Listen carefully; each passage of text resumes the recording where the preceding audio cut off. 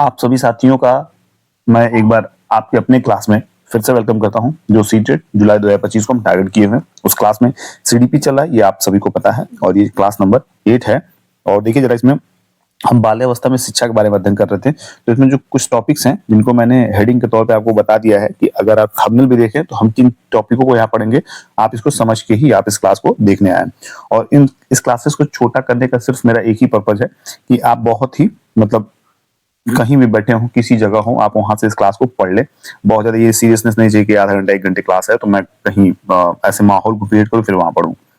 तो चलिए देखते हैं अपने क्लास को। और अपना क्लास जो है बाल्यावस्था में शिक्षा, ये पहला टॉपिक है, शुरुआत करते हैं। इस अवस्था में शिक्षा की व्यवस्था करते समय निम्नलिखित बातों का ध्यान रखना चाहिए। जैसे कि पहला क्या है, भाषा विकास।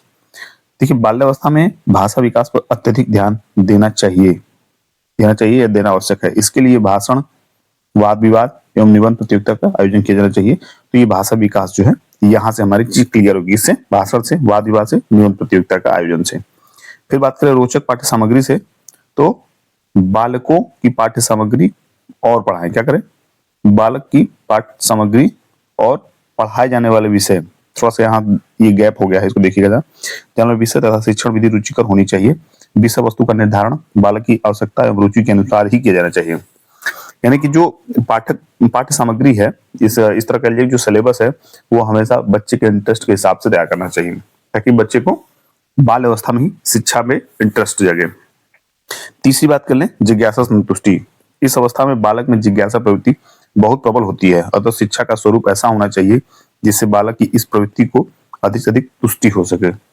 ठीक है, तो इस बात को आप ध्यान रखिएगा, क्या हो सके, तुष्टि हो सके। बात करते हैं चौथे पॉइंट की। देखिए चौथा पॉइंट क्या है कि रचनात्मक एवं संचय प्रवृत्ति को प्रोत्साहन। इस अवस्था में बालकों में रचनात्मक कार्यों के प्रति रुचि विकसित हो जाती है।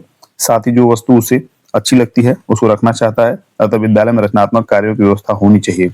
साथ ही बालकों को अच्छे मित्र, अच्छे चित्र, वस्तुएं आदि संचय करने हेतु प्रोत्साहित किया जाना चाहिए। तो देखिए जो रचनात्मक कार्य है उसमें इंटरेस्ट बच्चों का जग जाता है यानी बाल्यावस्था में, और इस पे जो है संचय करने हेतु प्रोत्साहित करना चाहिए कि जैसे अच्छे चित्र कहाँ से कलेक्ट करें, वस्तुएं कहाँ से कलेक्ट करें। तो इन सब चीजों को आप समझाएंगे तभी बच्चा और जल्दी सीख पाएगा बाल्यावस्था में। पांचवें की बात कर ले, सामूहिक भावना के विकास पर बल। तो बालकों की रुचि इस अवस्था में समूह के साथ रहने की होती है, अतः शिक्षा व्यवस्था में सामूहिक खेल, शिविर, सामाजिक कार्य, भ्रमण पर्यंत शैक्षिक मेले आदि के आयोजन की व्यवस्था होनी चाहिए। ये भी एक आवश्यक टॉपिक है, यानी कि सामूहिक भावना के विकास पर बल जो है हमें देना चाहिए। बात करें सामाजिक गुणों का विकास। देखिए ये इंपॉर्टेंट पॉइंट है, इसको आप जरूर थोड़ा ध्यान से पढ़िएगा। विद्यालय में ऐसे क्रियाकलापों का आयोजन किया जाना चाहिए जिससे बालकों में अनुशासन, आत्मसंयम, उत्तरदायित्व, आज्ञा पालन, सहयोग, सहानुभूति जैसे सामाजिक गुणों का विकास हो सके। बढ़ते हैं अपने अगले टॉपिक की तरफ। अगला जो टॉपिक है, नैतिक एवं संवेगात्मक गुणों का विकास।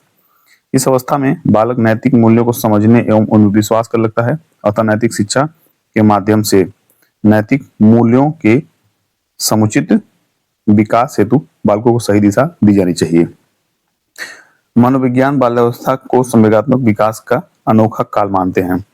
देखिए मनोवैज्ञानिक जो होते हैं वो बाल्यावस्था को संवेगात्मक विकास का अनोखा काल मानते हैं। क्या मानते हैं?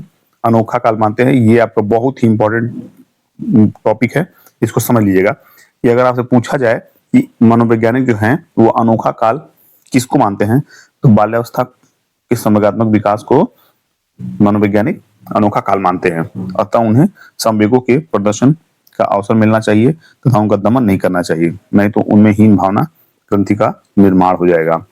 बात करें अब प्रेम पूर्ण व्यवहार। देखिए आपका व्यवहार जब भी होना चाहिए वो सब बच्चों के प्रति प्रेम पूर्ण होना चाहिए। ये एक शिक्षक के तौर पे हमें सीखना चाहिए।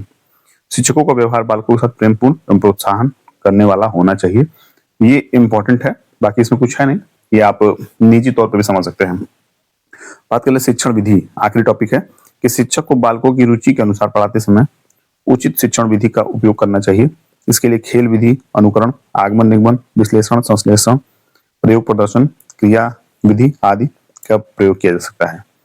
तो इसको जो है समझने का प्रयास करिएगा। इन चीजों को मैं जितने टॉपिक आपको पढ़ाया हूँ सारी चीजें जो इंपॉर्टेंट हैं जो इस आधार मतलब इस टॉपिक पे आधारित जो प्रश्न है वो आपको देखने को मिलेंगे। बहुत घबराइए मत, एक क्लास 2 क्लास उसके और हो, उसके बाद आपको प्रश्न देखने को मिलेंगे। तो आप तैयार रहिए उन सारे प्रश्नों को करने के लिए, और मिलते हैं अगले क्लास में। तब तक के लिए पढ़ते रहिए, मस्त रहिए, स्वस्थ रहिए। Bye bye, take care.